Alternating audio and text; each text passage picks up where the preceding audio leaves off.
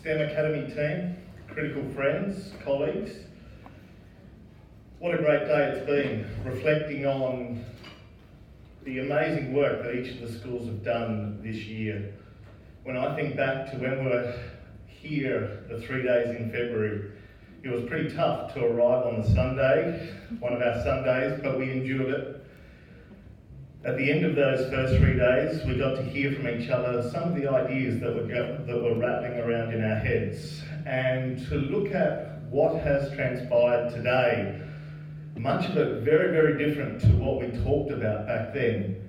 I just want to thank you for the high quality presentations that we have seen and participated in this afternoon. When you get to the end of a project, a program, it's appropriate to reflect.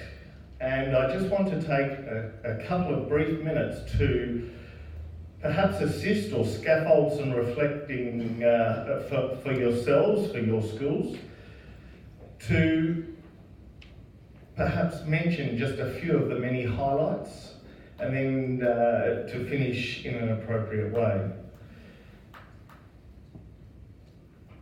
In terms of reflecting, and we heard from Tim about the 20 C's, and this is a fairly similar list that came from a report commissioned by the state government just a couple of years ago, the key skills for the 21st century. And when I looked at this list, and I've heard a number of these words used throughout presentations today, but when I looked at this list, I was thinking, did Avondale and their projects see our students developing these skills throughout this year, particularly as we partnered with the STEM Academy? And I'd like you just in the next couple of minutes just to think about your school. You've heard me present a couple of times, and most of you are aware that we at Avondale started with a two-part project, the first part being to Mars or not to Mars, and we focused very much on Elon Musk. Before that part of our project even started, we were teaching our kids some pretty high-powered maths, at least we thought so. And we saw pretty early on, before we even started part A of our project, evidence of self-efficacy. What is self-efficacy? It's a belief in one's ability to succeed. We saw our kids not giving up. They knew that if they kept trying, got the help they needed, that they could actually do some of this pretty remarkable algebra before they even were taught formal algebra for the first times themselves. And that was just fantastic for our teachers to actually see the success that our kids were experiencing, but the belief that the students had in themselves, particularly in a situation that was quite foreign to themselves. We've certainly heard a lot about creativity. That word's being used a lot today. When our kids got to the point to actually start to design their rockets, the teachers at Avondale, I could see they were just shaking their heads. These things aren't going to fly. But we intentionally supported our kids. We encouraged them to be creative. We encouraged them with designs that had fins that would have huge amounts of drag, that would clearly go flying off as soon as they launched. We had some of the biggest rockets, because of course big rockets go further. And so, but that meant they needed to use a hot glue gun to actually glue the parts together. Air leaks, water leaks. We had groups in the 2 weeks given to design, test, launch, analyse, that come our day of incursion still had not had a single successful launch. We felt good about that as teachers because our kids kept trying and were creative throughout. We saw evidence, and I showed this in a session this morning. I'm not sure if we're going to have audio. Yep. Alright. If there's not enough weight on the bottom and the top, as it's coming down, the nose will flip and you could break the rocket. So you need more weight on the bottom than the top, so as it comes down, it's land firm. That works. The critical thinking, albeit some of it made no sense whatsoever, was certainly well and truly alive and being discussed. It was very evident to our teachers. The end result of the grit and perseverance, this is how some of our students' rockets flew. Have a look at the one on the left. You can see the balloon Mars in the sky. I don't know if you can see that little dot, but that rocket just flew. You can probably guess what's going to happen to this one. It's in slow motion.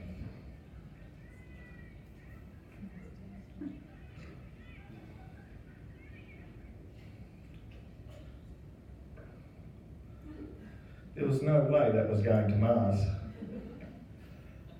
At least it left the launch site, which was better than many, wasn't it, Mr. Stewart? Yeah, absolutely. Yeah. But every single group, come the day of incursion, were able to manage a successful launch.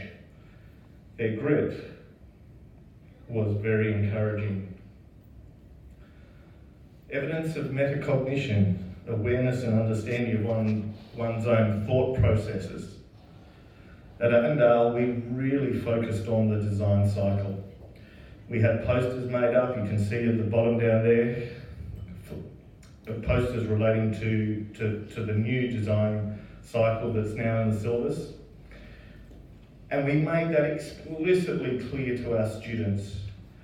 And so they would now be able to tell you the steps that they need to go through in terms of designing, testing, evaluating. And that's been a really positive thing to actually see. Certainly plenty of problem solving. And I did show this one this morning too. On the right hand side there's another launch. On our day of incursion, we gave the students the challenge. What is the maximum payload your rocket can carry the scale distance to Mars? The rocket on the right, that is in slow motion being launched, goes way beyond the balloon. The students were experimenting with different masses, measuring heights, doing interpolation, scatter plots. A lot of problem solving was happening.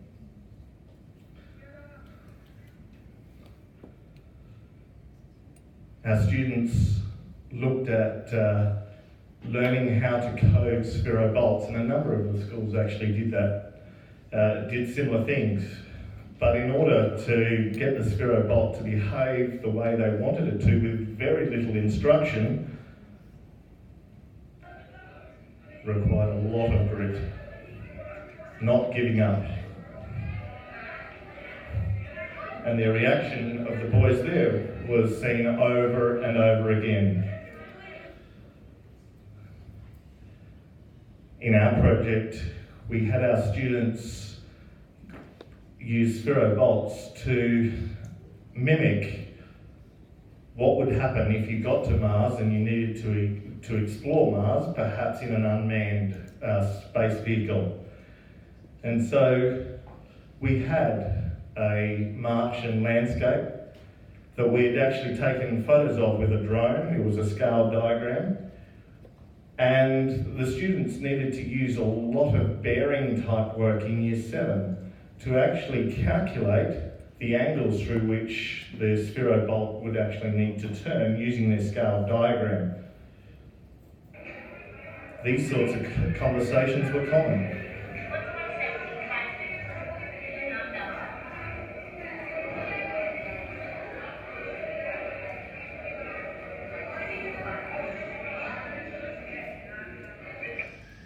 To go from that to be able to do this purely by coding, making the Sphero bolt do a loop twice. We even had a group that coded their Sphero so it would actually state the name of the pad that it was passing over and change colour to that colour, to the colour of the actual pad itself.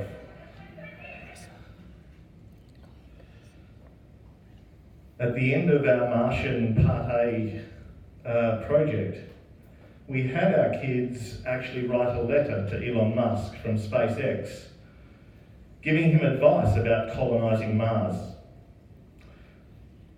This is a letter that actually won one of the awards that we gave, written by one of our poorer students.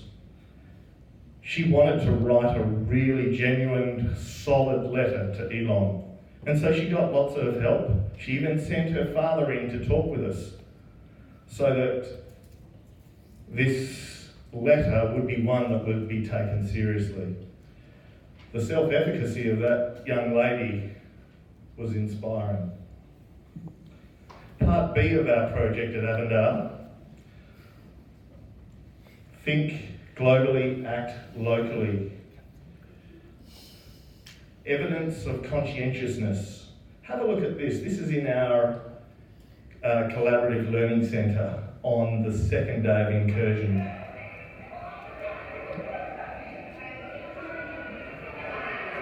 It is a hive of activity, plenty of noise, but that amount of work happens right through the day. The teachers at Avondale can testify to that. Collaboration, we've heard that word a lot today. Have a look at this collaboration taking place, not just between students, but between students and staff.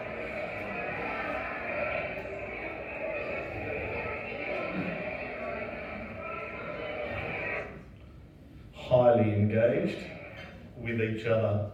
Evidence of motivation. We had a sustainability parent expo where students needed to present the work that they'd done. And we had a number of different awards, one of which was for the most passionate ambassadors. These two gentlemen were amazing in terms of the work that they produced and how they presented it. If you look back at your projects, can you see evidence of some of those key skills for 21st century learning? I can strongly guess that yes, you can.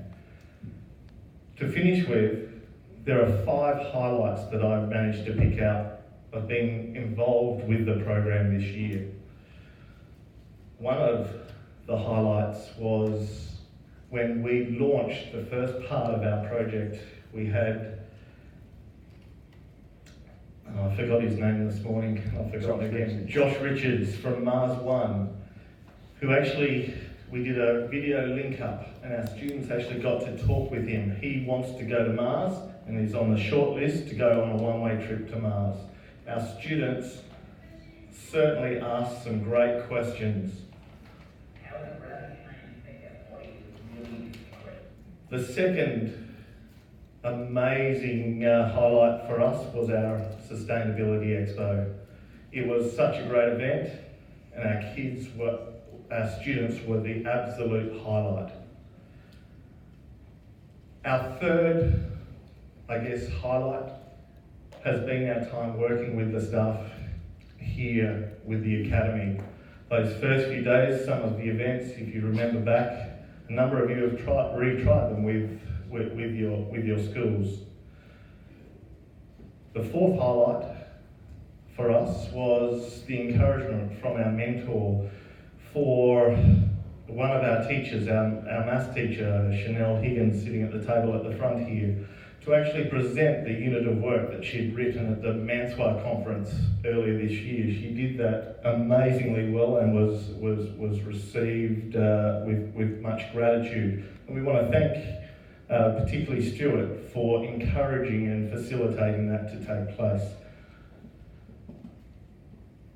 Lastly, the time we had working with our mentor was absolutely amazing. We had 3 full days where we did our planning, and Stuart in particular was an absolute amazing resource. It hasn't just been Stuart, the whole Academy team has been absolutely fantastic, and I'd like to invite the 6 of you in particular to come to the front, please. Come on, team. Quick.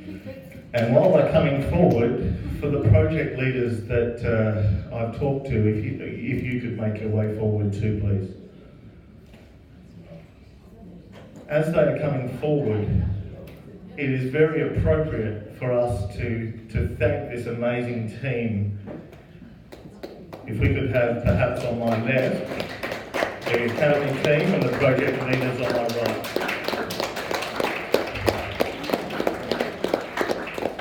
The many hours of dedication, planning, professional mentoring that has been given to each of our schools has been amazing.